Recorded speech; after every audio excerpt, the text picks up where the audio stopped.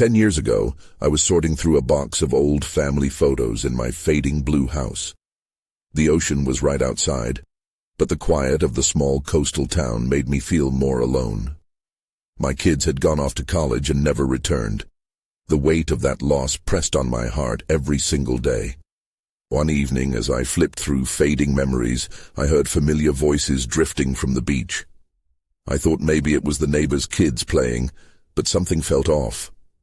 The laughter hung in the air, haunting me. In the following days, a strange presence filled my home. I thought it was just my imagination, but the whispers grew louder, calling names I hadn't heard in years. My heart raced as I felt the air get thicker. Around midnight, I noticed movement outside my window. I stepped closer, squinting into the darkness. I thought I saw figures, shadowy shapes that looked like my children. They danced at the water's edge, laughing and calling to me. I felt a chill run down my spine. No, that can't be them, I told myself, but the names they called, the laughter, it all felt so real. As the days passed, the voices came more often, echoing through the empty rooms. I'd stand still, brushed by the shoreline wind, wondering if they had really come back or if I was losing my mind. Sometimes I felt like they were trying to pull me into the past, back to when laughter filled my home. One night I stared out into the moonlit waves. I could see them clearer, standing just beyond the water. Their faces were hard to see, but I could feel them. A deep yearning swelled up in me. I wanted to call out, to run to them, but my legs felt heavy like they were stuck in mud. It was as if something was holding me back. The voices had changed. They turned from sweet laughter to a sad chorus. Words washed over me that felt familiar but strange. Suddenly, I thought I heard one of them call, "Mom."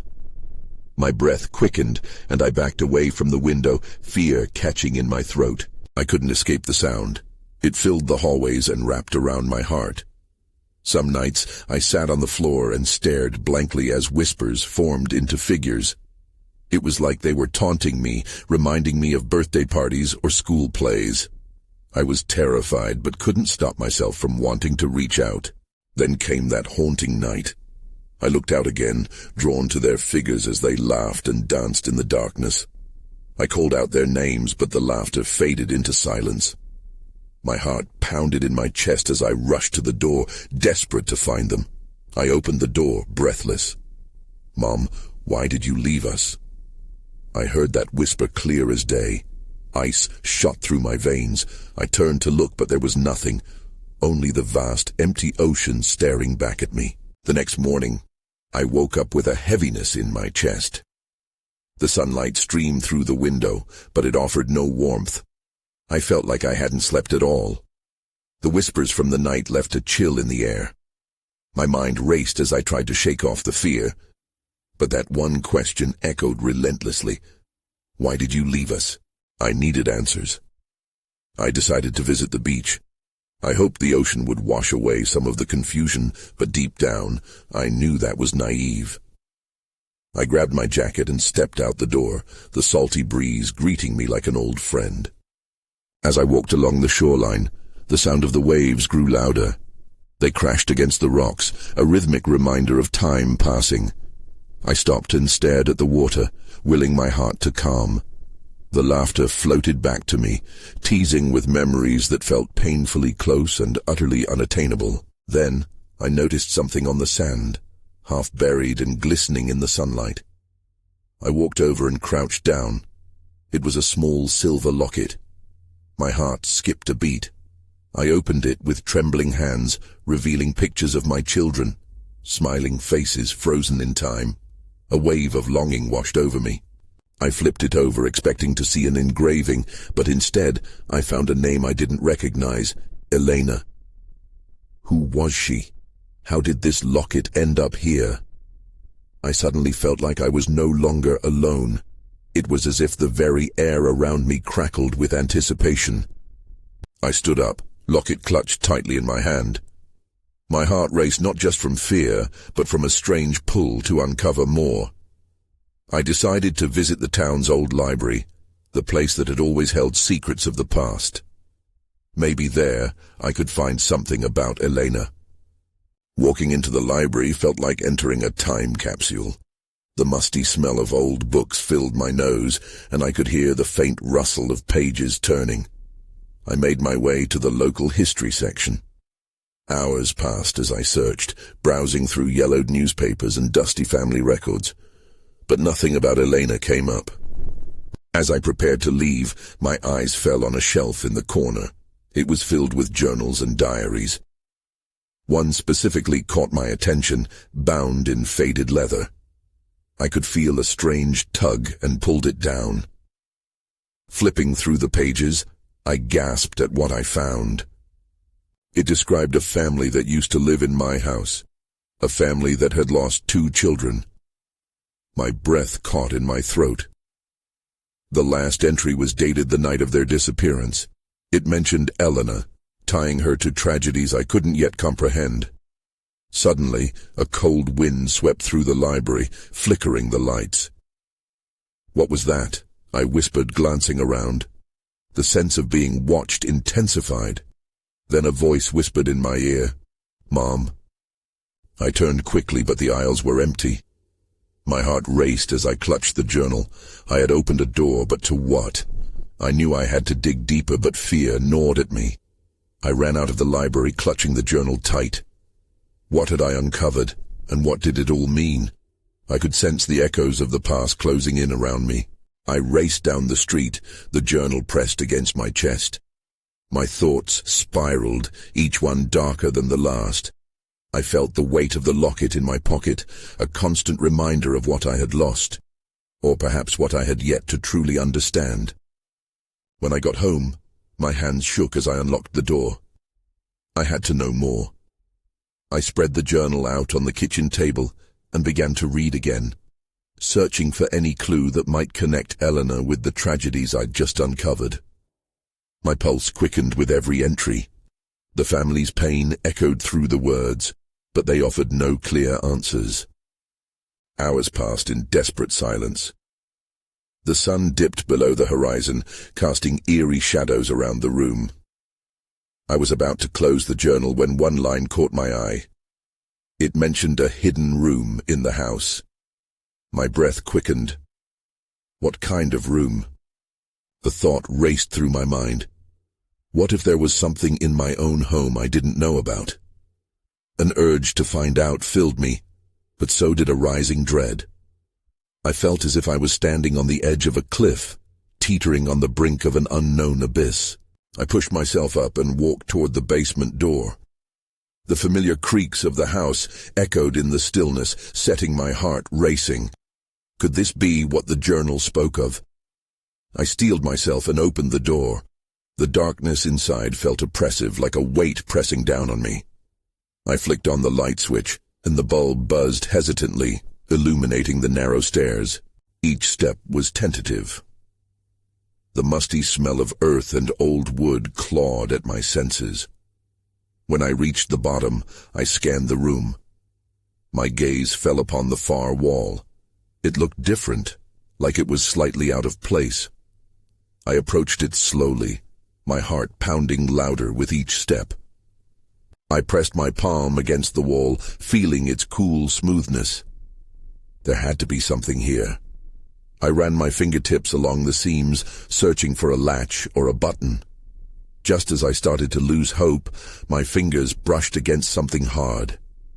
A small knob hidden among the wood. With bated breath, I pulled it. The wall creaked and shifted, revealing a narrow opening. I hesitated, fear clawing at me again, but curiosity pushed me forward. I squeezed through the gap, feeling the rush of cold air around me. On the other side, the room was dimly lit, a slant of light creeping through a tiny window. As my eyes adjusted, I gasped. The room was filled with children's drawings, their innocent scrawls of playdates and family scenes plastered everywhere. My heart sank. These images were hauntingly familiar. In the center of the space there was an old trunk. My hands trembled as I approached it. I opened the lid, half expecting it to hold answers and half dreading what I might find. Inside was an assortment of toys and stuffed animals. I pushed them aside and gasped. There, intertwined with the toys, were more photos, the very photos from the locket. My kids caught in moments of joy I thought were lost forever.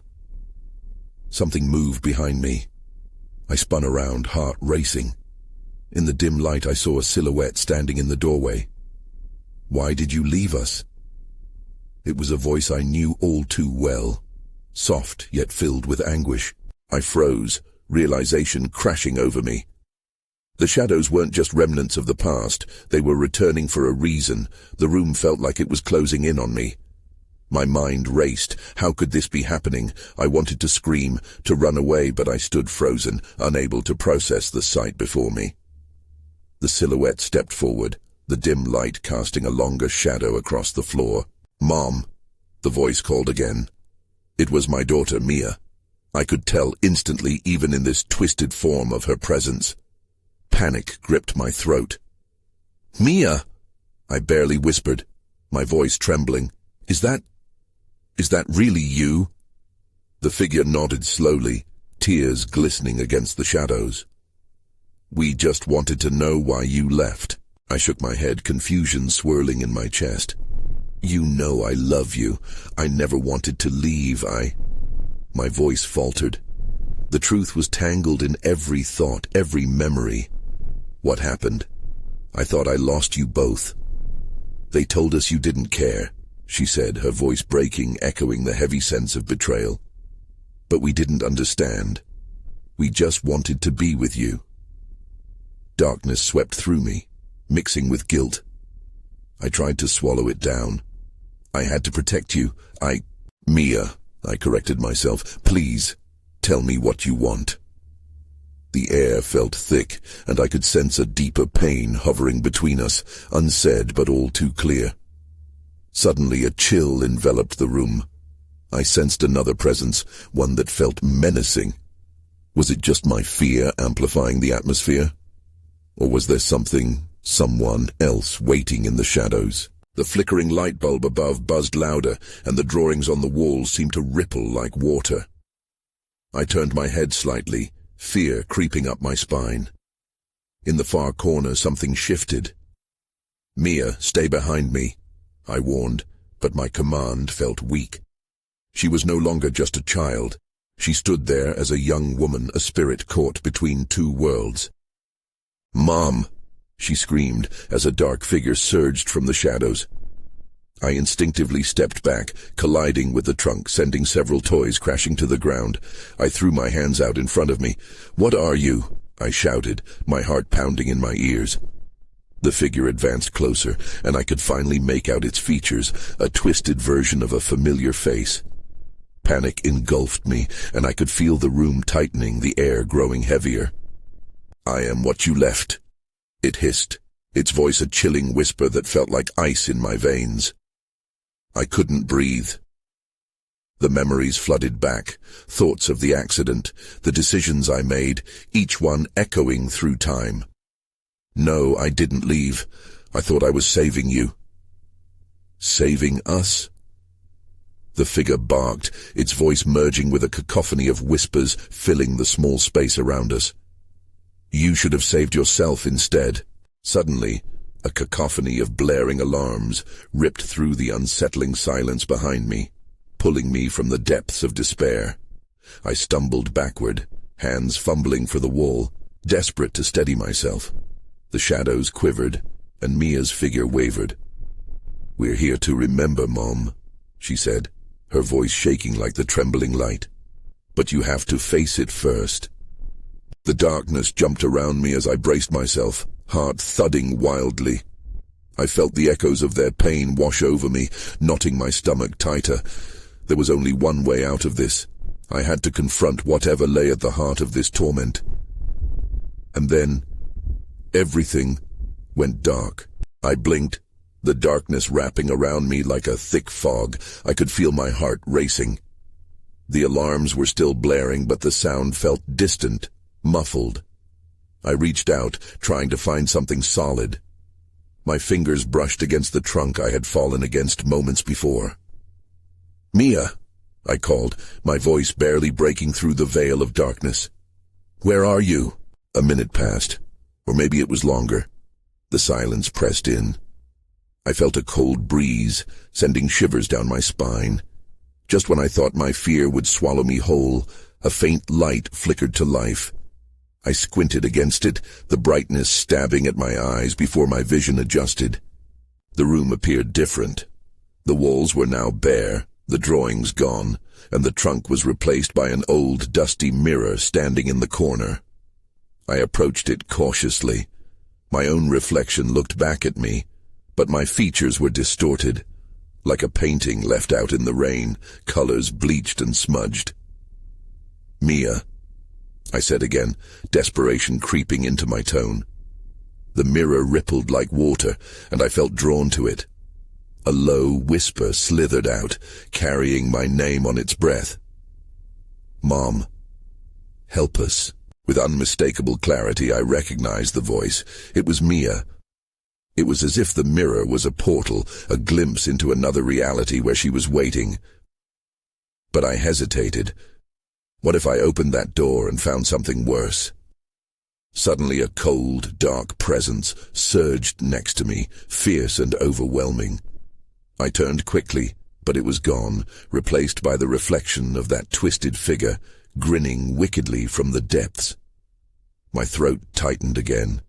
It was becoming too much to process. "Stay away!" I shouted at the mirror, the sound of my own voice grounding me. I felt a flicker of strength and stepped closer. "What do you want?" I demanded, more confident this time. "You," it hissed, the vibrations shaking the air around me. "You must choose." Choose? What could I choose? The figure continued to shift in the mirror, its sinister smile widening. "Yes," it mocked. "Do you wish to see?" The voice echoed, filling every crevice of the room.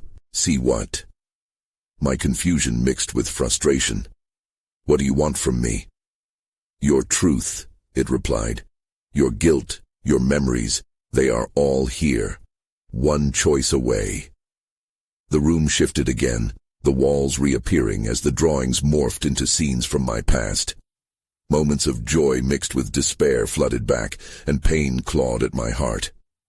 My family, our laughter, the accident, it was all there, raw and vivid.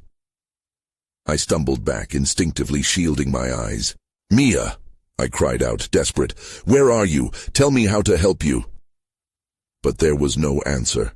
The shadows crept closer, and I could feel the weight of despair pressing in again. I was terrified of facing my past, but maybe that was the only way to reach her. Then, without warning, the mirror cracked, sending splinters into the air. The noise ricocheted in my head. That's when I saw it. A small, shimmering light breaking through the fissure. It pulsed softly, calling me closer as the mirror continued to shatter. "Mia!" I shouted, rushing forward. Everything exploded around me, vibrant and harsh. The light engulfed me, and I was left breathless, spiraling into the unknown. I was finally ready to face the truth, whatever that might mean. But what awaited me on the other side? The light faded abruptly, and I found myself standing in a kitchen. The familiar scent of freshly baked cookies wafted through the air, and the walls were painted a soft blue, just like the one in our old house. I blinked, my stomach dropping as memories rushed back. This was my childhood home, or at least a version of it. My heart raced. Was this a memory, or had I crossed into some alternate reality? "Mia," I called out again, my voice echoing in the empty space. "Are you here?" As I walked around the kitchen, I noticed the table was set for dinner, complete with mismatched chairs. The sight made me feel something, a longing for simpler times. But it wasn't just nostalgia. It felt off, as if time had stopped. I stepped into the living room now, where old family photos lined the walls, pictures of happier days, filled with smiles that hurt to look at. But no Mia. I felt an overwhelming sense of loss. The joy in those images contrasted sharply with my present reality. Then, I heard it. A faint giggle echoing from the hallway. I turned quickly, heart pounding. "Mia, is that you?" I rushed toward the sound, adrenaline coursing through me. The hallway was narrow, lined with doors. With each step, I felt a chill crawl up my spine. What if it wasn't her? What if it was something worse? The giggle came again, light and innocent. I hesitated outside a door, my hand hovering over the handle. "Mia, please," I pleaded, my voice caught between hope and fear. "I need you." I turned the knob slowly. The door creaked open, revealing a dimly lit room filled with toys. But it wasn't Mia sitting there. Instead, a shadowy figure loomed in the corner, its shape shifting, twisting into something grotesque. Panic flooded through me. I stepped back, adrenaline sparking my instincts. "What do you want?" I shouted, trying to sound braver than I felt.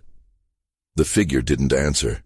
Instead, it began to dissolve, revealing glimpses of stolen moments, fractured laughter. Each fragment a piece of my guilt, showing me the life I could have given Mia. I clenched my fists, fighting the emotions swirling inside me. Suddenly, the scene collapsed into darkness, and everything went silent. I stood alone, breath coming in heavy gasps. Fear started to set in, threatening to overwhelm me. Where was Mia? Had I lost her for good? Then a voice pierced through the silence, soft and haunting. "Mom, help me. Mia." The desperation in my voice sent echoes across the emptiness. I felt the ground shift beneath me, pulling me back into the corridor. But I didn't want to go back. I needed to find her. I turned and began to run through the shadows, each door I passed whispering secrets, each moment growing heavier with the weight of my choices. I had to face what lay ahead and confront that voice. I had to find Mia. But just as I reached the end of the hallway, a door swung open, revealing a blinding light. I squinted against its intensity, heart racing. There was no turning back now. "Stay with me," I screamed into the void. "I'm coming." But what awaited me beyond that light?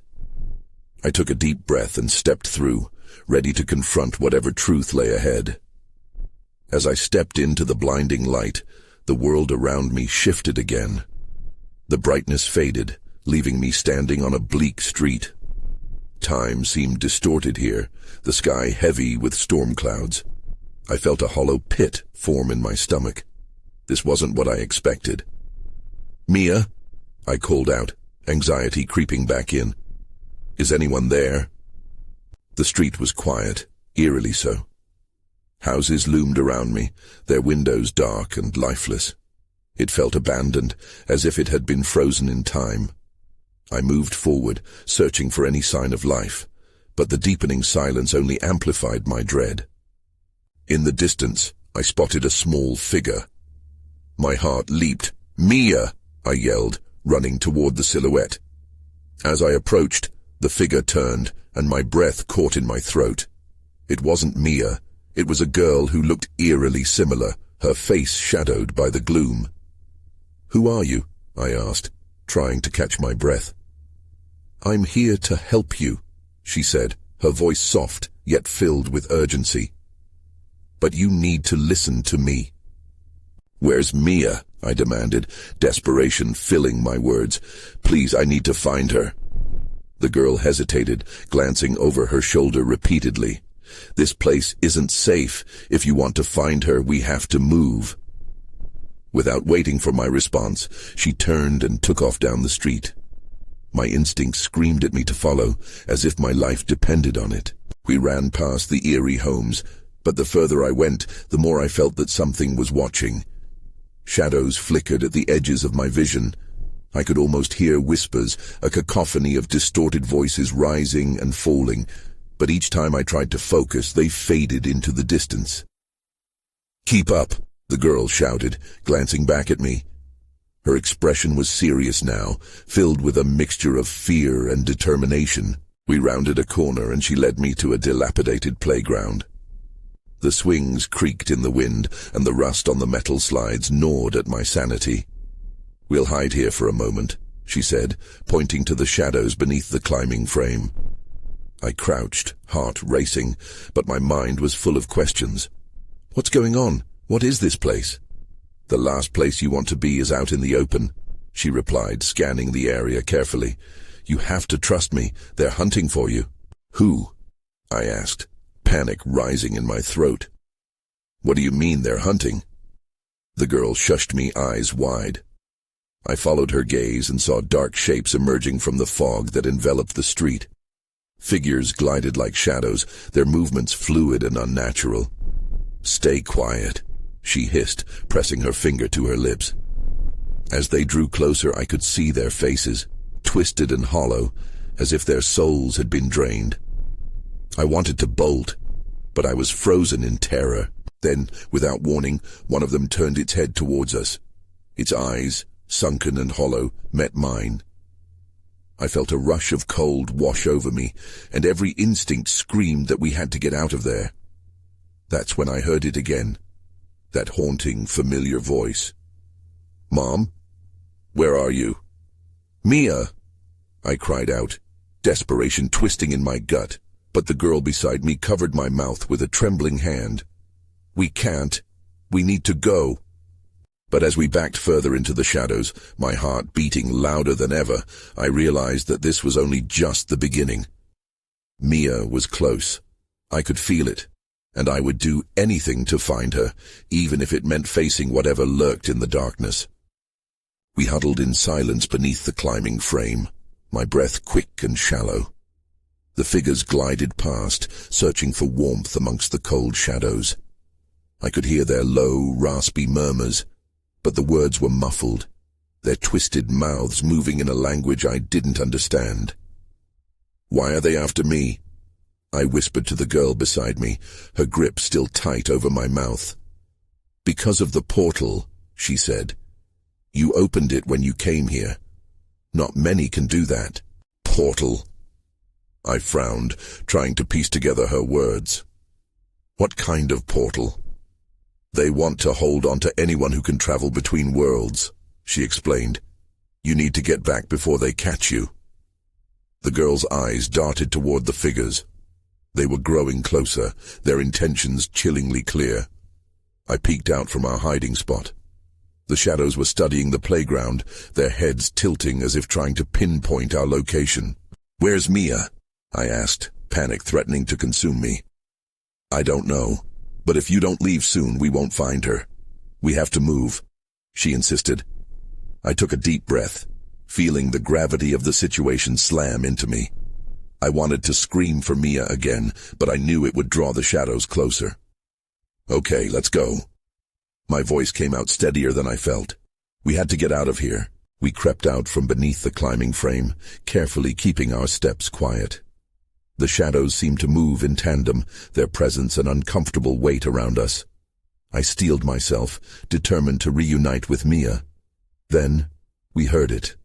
A loud snap above us sent us both jumping back as a branch broke under the weight of one of the shadows. It turned toward us with a jerky motion, its empty eyes locking onto mine. A jolt of fear shot through me and I almost stumbled backward. "Run!" the girl shouted, yanking on my arm. We sprinted towards the trees at the edge of the playground, but I could feel the chill of the shadows gaining on us. Their whispers escalated into a horrific cacophony. My heart pounded in my chest. "Stay close," the girl warned, glancing back at the approaching figures with pure terror etched on her face. I kept pace, but a thought lingered. Where was Mia? Suddenly the shadows shifted, blocking our path to the trees. One shadow stepped forward, its face a grotesque mask of despair and betrayal. "Join us," it rasped, the voice oozing with a twisted familiarity that sent my mind spiraling. I squeezed my eyes shut, trying to block it out. "No," I cried. "I won't."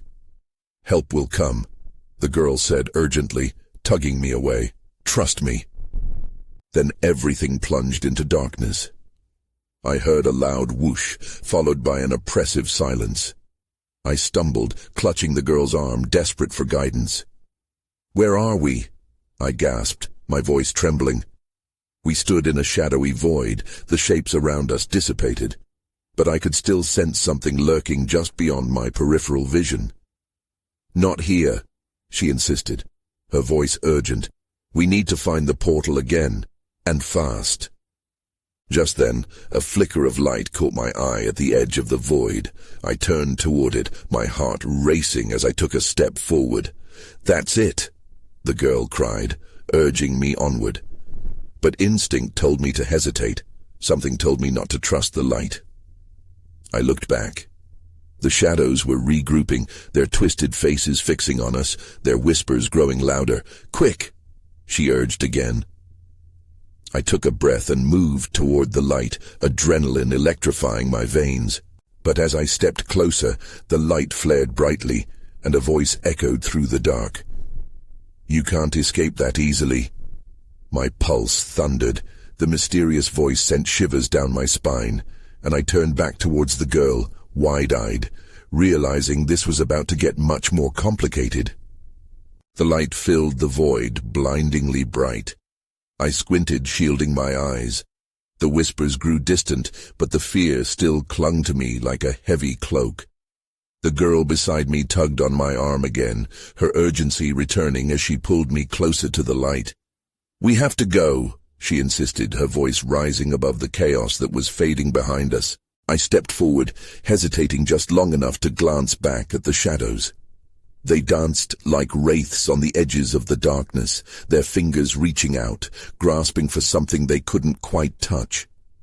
I felt the weight of their gaze, the heavy pull reminding me of how they seemed to lure me in with promises of safety and understanding. Before I could second-guess myself, I plunged into the light. The warmth enveloped me, a stark contrast to the cold void we had just escaped. Suddenly I felt like I was falling, and I gasped, the ground disappearing beneath me. Then I landed, not softly, but with a thud that knocked the breath out of me.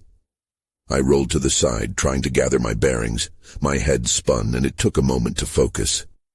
"Where are we?" I asked, still breathless. The girl was kneeling beside me, scanning the area. "I think we're in a different part of the playground," she said, her tone a mixture of relief and alarm. "But we're not safe yet." I blinked, trying to adjust to the dim light around us. It was similar but different. The swings creaked eerily, and the familiar colors of the playground were muted, almost faded. There were no kids here, no laughter, just an unsettling stillness.